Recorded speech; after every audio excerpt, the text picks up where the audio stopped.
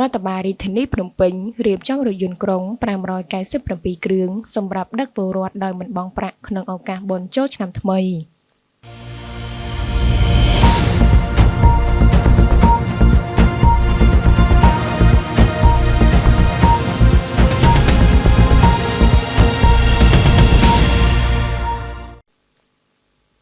រដ្ឋបាលរាជធានីភ្នំពេញរៀបចំរថយន្តក្រុងចំនួន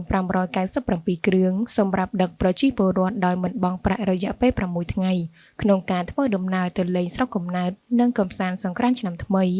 ក្នុងឱកាសអបអរសាទរពិធីបុណ្យចូលឆ្នាំថ្មីប្រពៃណីជាតិខ្មែរឆ្នាំ2025ដោយអនុវត្តតាមប្រសាសន៍ដឹកនាំដ៏ខ្ពង់ខ្ពស់របស់សម្ដេចមហាបវរធិបតីហ៊ុនម៉ាណែតនាយករដ្ឋមន្ត្រីនៃព្រះរាជាណាចក្រកម្ពុជាដែលបានថ្លែងក្នុងពិធីបិទសន្និបាតការងារឆ្នាំ2024និងលើកទឹកដៃការងារឆ្នាំ2025របស់ក្រសួងមុខងារសាធារណៈកាលពីថ្ងៃទី20ខែមីនាឆ្នាំ2025រដ្ឋបាលរាជធានីភ្នំពេញនឹងរៀបចំរថយន្តក្រុងចំនួន597គ្រឿងសម្រាប់បម្រើសេវាដឹកជញ្ជូនសាធារណៈដោយមិនបង់ប្រាក់រយៈពេល6ថ្ងៃចាប់ពីថ្ងៃទី12ដល់ថ្ងៃទី17ខែមេសាឆ្នាំ2025ដើម្បីជួយសម្រួលដល់ការចំណាយរបស់បងប្អូនប្រជាពលរដ្ឋទាំងអស់ក្នុងការធ្វើដំណើរទៅលេងស្រុកកំណើតជួបជុំបងប្អូនក្រុមគ្រួសារនិងទៅកម្សាន្តសប្បាយសង្ក្រាន្តឆ្នាំថ្មីនៅតាមបណ្ដាខេត្តនានាក្នុងឱកាសអបអរពិធីបុណ្យចូលឆ្នាំថ្មីប្រពៃណីជាតិខ្មែរឆ្នាំម្សាញ់សប្បស័កពុទ្ធសករាជ2569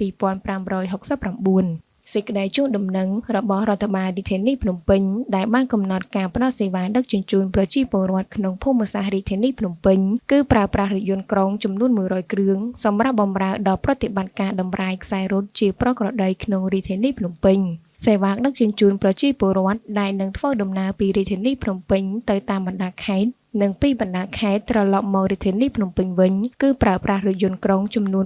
497គ្រឿងព្រមទាំងបានរៀបចំទឹកពិសាបរិសុទ្ធដោយឥតគិតថ្លៃនៅក្នុងរថយន្តក្រុងនីមួយៗតាមគោលដៅចេញដំណើរផងដែរដែលមានគោលដៅទីតាំងនិងពេលវេលាចេញដំណើរលម្អិតដោយបណ្ដាឆ្នាំកន្លងទៅឆ្លៀតក្នុងឱកាសនេះរដ្ឋបាលរាជធានីភ្នំពេញក៏បានអំពាវនាវដល់ម្ចាស់ក្រុមហ៊ុនម្ចាស់អាជីវកម្មនិងម្ចាស់រថយន្តដឹកជញ្ជូនអ្នកដំណើរទាំងអស់សូមផ្ដល់កិច្ចសហការរក្សាតម្លៃសេវាដឹកជញ្ជូនឲ្យនៅដដែលដោយពុំដំឡើងថ្លៃក្នុងឱកាសពិធីបុណ្យចូលឆ្នាំថ្មីប្រពៃណីជាតិខ្មែរឆ្នាំម្សាញ់សប្បស័កពុទ្ធសករាជ